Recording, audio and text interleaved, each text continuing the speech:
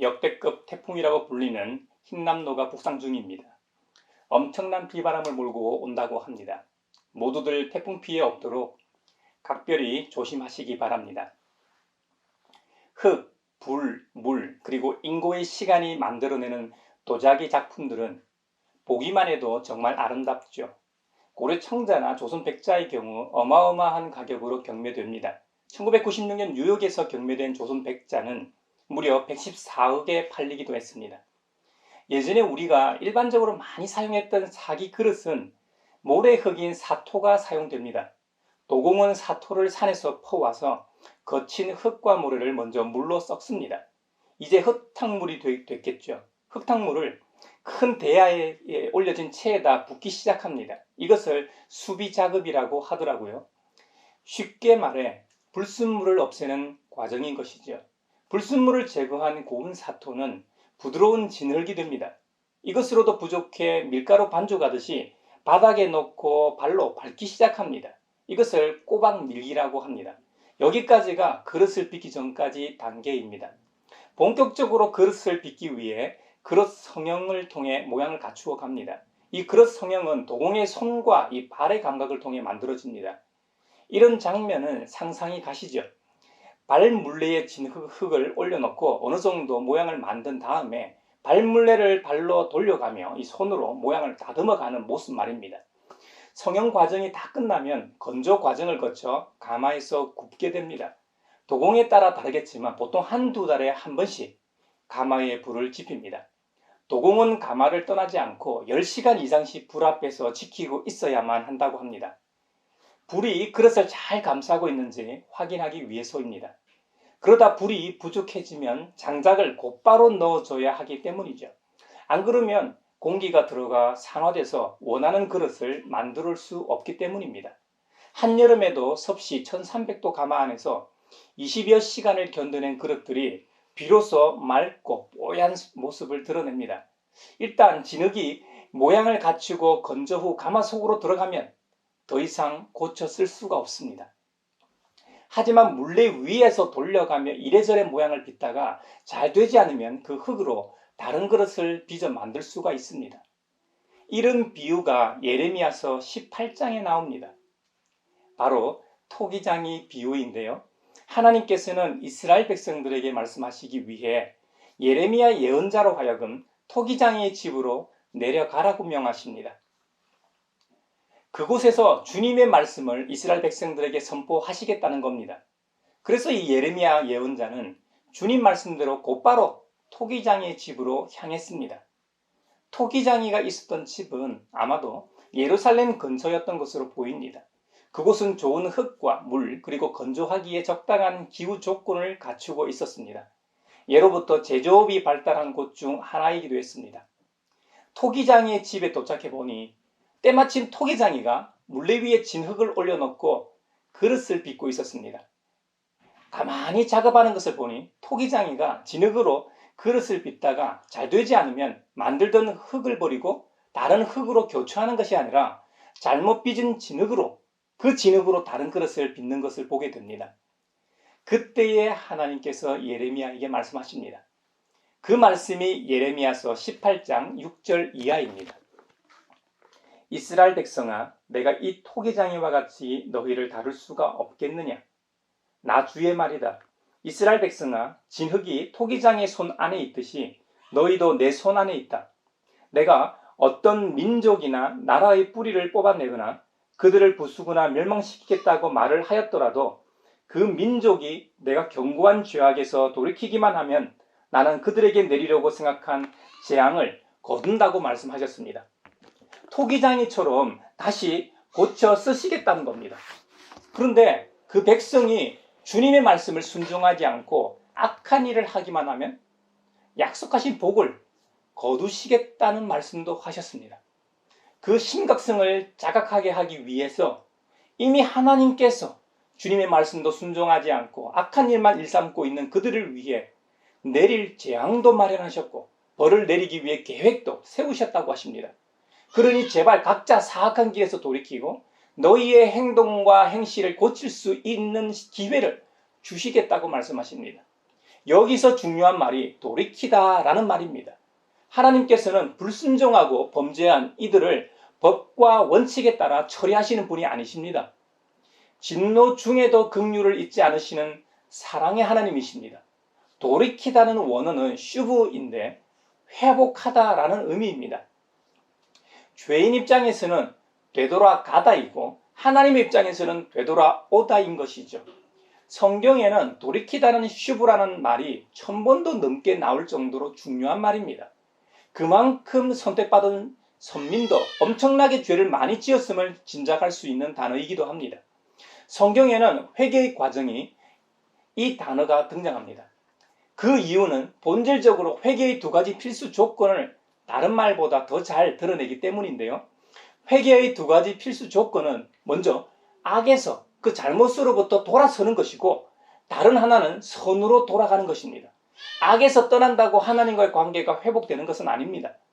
비그리스도인들 중에도 나쁜 짓을 안 하고 사는 사람들도 참 많습니다. 심지어 선을 행하고 사는 사람들도 있습니다. 일반적으로 그리스도인들이 하지 못하는 선까지 삶으로 실천하는 훌륭한 이들도 있습니다. 하지만 여기서 선으로 돌아간다는 의미는 세상의 기준으로 볼 때 선한 것이 아니라 선하신 하나님께로 돌아간다는 의미입니다. 하나님과 인간의 관계를 회복한다는 의미입니다. 원래 인간은 하나님과 교제하며 영적인 사귐의 관계로 창조되었습니다. 그런데 죄로 인해 이 관계가 깨졌습니다. 그래서 이 관계를 회복하는 것을 선으로 돌아가는 것이라고 말하는 것입니다. 하나님께서 싫어하시는 죄를 거부하는 것과 하나님께로 돌아가는 행위가 슈브라는 단어에 내포되어 있는 참 의미인 것이죠. 그러므로 우리는 살아가다 혹시 불순종하고 죄를 범하였을 때 다윗처럼 그 즉시 죄의 사슬을 끊고 사랑과 긍휼이 무한하신 하나님께로 돌아가는 회개의 행위가 있어야 합니다. 토기장의 비유를 통해 하나님께서 우리에게 말씀하고 원하시는 것은 죄의 결과인 심판이 아닙니다. 진정한 돌이킴입니다. 재앙이 아니라 회복과 은혜입니다. 약속하신 복을 거두시는 것이 아니라 약속하신 복을 계속해서 누리도록 하시는 것입니다. 그래서 주님은 예레미야 예언자를 통해 이스라엘 백성들이 회개할 기회를 주시는 것입니다. 우주의 창조자이신 절대 주권자께서 베푸시는 기회입니다. 이 선택에서 우리는, 저와 여러분은 무엇을 선택하시겠습니까? 머리와 신앙적으로는 어느 것을 선택할지 분명합니다. 하지만 이스라엘 백성들의 사례를 통해 알 수 있듯이 그리 쉽지 않다는 겁니다. 이스라엘 백성들은 회개의 기회를 차버렸습니다. 주님의 제안을 거부하고 불신앙을 선택했습니다. 그 결과 그들은 진흙으로 그릇을 빚다가 다른 모양으로 대체된 것처럼 우리가 만약 주님께서 베푸신 회개와 돌아섬, 하나님께로 돌아갈 수 있는 기회를 놓치게 된다면 결국 이스라엘 백성들처럼 심판이라는 정죄 과정을 통해 새로운 그릇으로 만들어질 것입니다. 예레미야 시대의 이스라엘 백성들과는 다르게 신약의 성도들 중에는 반대의 선택을 한 인물들도 있었습니다. 빌레몬스에 그런 기록이 있습니다. 빌레몬스는 단 한 장으로 된 서신입니다. 복음을 전하다 로마 감옥에 갇힌 바울이 골로새 교회에 있는 빌레몬이라는 믿음의 형제에게 보내는 편지가 바로 빌레몬서입니다. 이 편지를 빌레몬에게 전달한 인물이 빌레몬의 노예였던 오네시모라는 인물입니다. 바울이 보낸 편지 내용 중에 노예 오네시모가 주인 빌레몬에게 빚진 것이 있거나 잘못한 일이 있거든 내 앞으로 달아놓아라고 부탁하는 것을 보면 아마도 오네시모가 주인인 빌레몬의 물건을 훔쳐서 달아놨던 것 같습니다. 오네시모는 주인을 피해 멀리 달아나 로마까지 흘러 들어갔는 모양입니다. 로마 감옥에서 오네시모가 사도 바울을 만난 것으로 봐서 오네시모도 감옥에 갇힌 상태인 것으로 보입니다. 주인의 물건을 훔친 것으로 투옥된 것은 아닐 테고 또 다른 죄를 범하였기 때문일 겁니다. 감옥에서 바울로부터 오네시모는 복음을 듣고 그리스도인이 된 것으로 보입니다. 오네시모는 바울로부터 전도를 받고 이후로는 나이 많은 바울을 섬기고 있었습니다. 그냥 섬기게 할 수도 있었지만 오네시모가 어떻게 여기까지 흘러 들어왔는지 그의 인생사를 듣고 본래 그의 주인이었던 오네시모에게 당부와 부탁을 하기 위해 이 편지를 쓴 것이죠. 그 옛날 노예를 갖고 있던 주인은 노예의 생사권을 비롯하여 무제한의 권한을 가지고 있었습니다. 오네시모로부터 주인 빌레몬에 대한 일반적인 이야기와 빌레몬이 초대 교인이 되었고 주님의 말씀을 얼마나 잘 살아내고 있는지를 많이 들었던 터라 이 마음대로 하지 않고 부탁하는 서신을 보냈던 것이죠. 바울은 빌레몬에게 노예인 오네시모를 이제는 종이 아니라 같은 믿음의 형제로 사랑받는 형제로 대해달라고 요청합니다.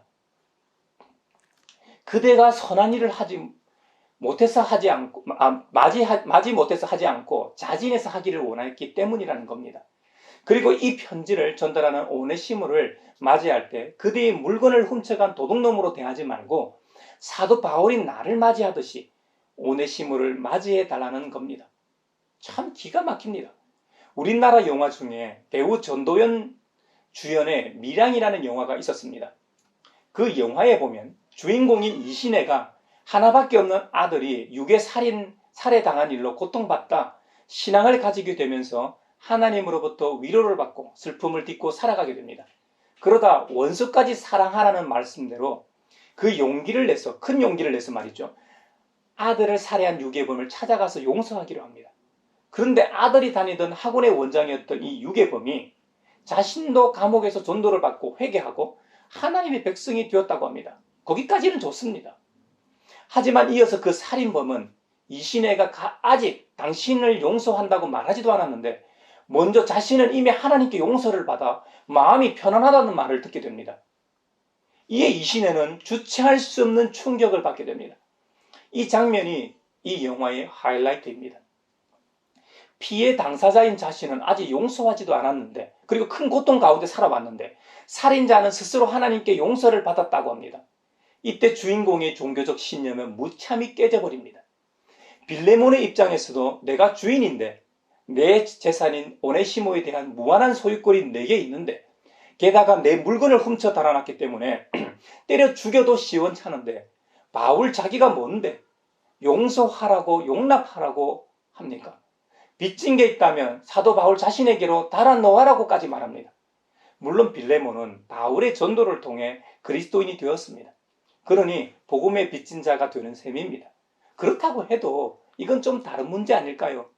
심지어 노예가 아니라 사랑하는 형제처럼 대해달라고 합니다. 그것도 사도 바울 자신이 직접 간 것처럼 영접해 달라는 겁니다. 참으로 기가 막히고 코가 막힐 일입니다. 그런데 말입니다. 빌레몬은 실제로 바울의 당부와 부탁대로 오네시모를 영접하고 대하게 됩니다. 이 세상에서는 이런 일이 절대로 있을 수 없습니다. 오직 그리스도 안에서만 일어날 수 있는 일입니다. 그래서 그리스도의 몸된 교회에서만 이런 일이 가능하고 교회에서는 이런 일이 일상인 것이죠.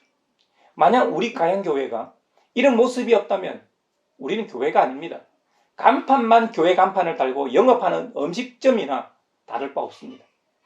오네시모 입장에서도 본인이 바울로부터 복음을 전해 듣고 그리스도인이 되었다고 해도 현실적으로 두려웠을 겁니다.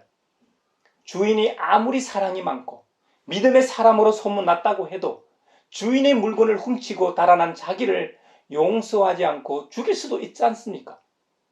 오네시모는 바울의 말을 믿기도 했지만 본질적으로 살아계신 주님의 말씀을 믿었습니다. 무엇보다도 예레미야 18장에 나오는 돌이키다라는 단어 슈브를 실제로 행하러 가기로 결단했기 때문에 담대하게 갈 수 있었을 겁니다. 죄를 끊고 선으로 돌아가는 것 말입니다. 혹시 주인 빌레몬이 자기를 잡아 죽여도 죽으리라는 마음과 결단으로 갔다는 의미입니다. 빌레몬서에는 소상히 기록되어 있지 않지만 오네시모는 주인 빌레몬에게 진실로 회개하고 용서를 구했을 겁니다. 이에 빌레몬도 그 모습을 보고 용서하고 사랑하는 형제로 용납했을 겁니다. 이것이 진정한 슈브의 신약의 사례라 하겠습니다. 우리 예수님께서 누가복음 14장 26절 이하에서 빌레몬이 삶으로 살아낸 제자가 되는 길을 말씀하십니다. 누구든지 내게로 오는 사람은 자기 아버지나 어머니나 아내나 자식이나 형제나 자매들 뿐만 아니라 심지어 자기 목숨까지도 미워하지 않으면 내 제자가 될 수 없다. 누구든지 자기 십자가를 지고 나를 따라오지 않으면 내 제자가 될 수 없다고 하셨습니다. 그리고 이어서 계속 말씀하십니다. 너희 가운데서 누가 망대를 세우려고 하면 그것을 완성할 만한 비용이 자기에게 있는지를 먼저 앉아서 세마여 보아야 하지 않겠느냐? 맞지 않습니까, 여러분?